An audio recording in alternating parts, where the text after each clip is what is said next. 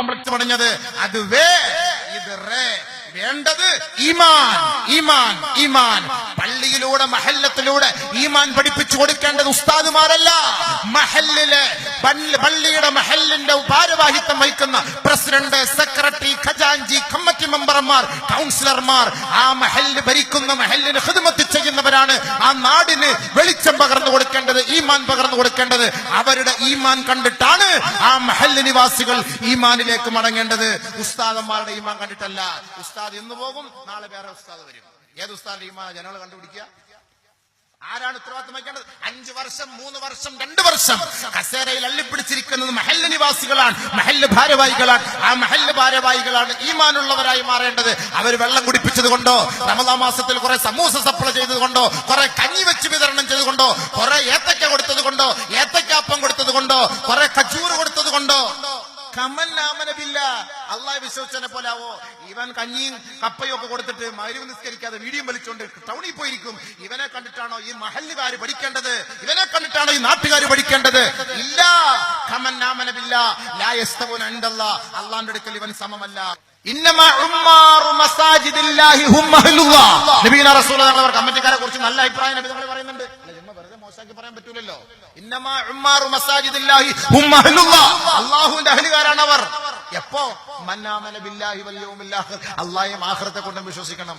ഇത് ആഖിറം പോയിട്ട് കബർ പോയിട്ട് അല്ലാഹയെ പോലും വിശ്വാസമില്ല. ചാത്തപ്പൻ എന്ത് മൈസറ ഒരാ കയറിയിരിക്കുന്ന പള്ളിക്കകത്ത്.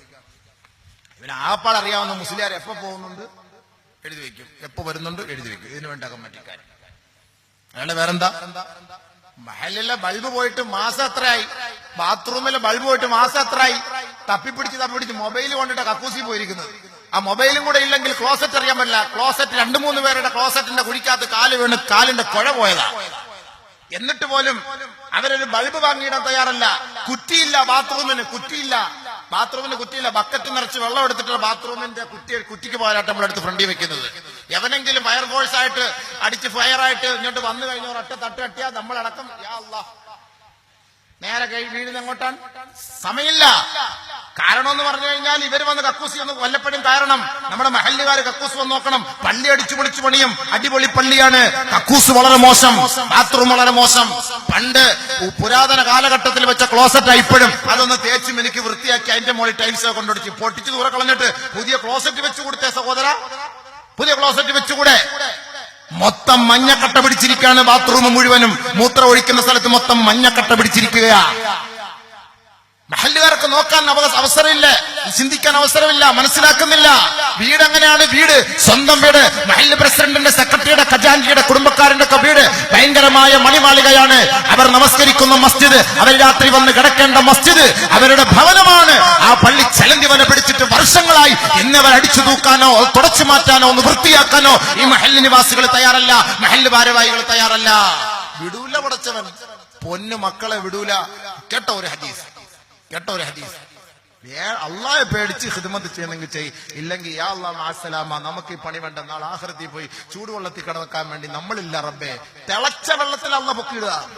ആയത്തോന്നാൻ സമയം ഒരുപാടുണ്ട്. സൂറത്തുൽ അഅറാഫ് വെച്ച് തകർക്കുക. അല്ലാഹു സുബ്ഹാനഹു വ തആല വെച്ച് കത്തിക്കുന്ന സമയം ഒരുപാടായി പോയി. നിങ്ങൾ ആയത്തായിട്ട് പറയായിരുന്നു.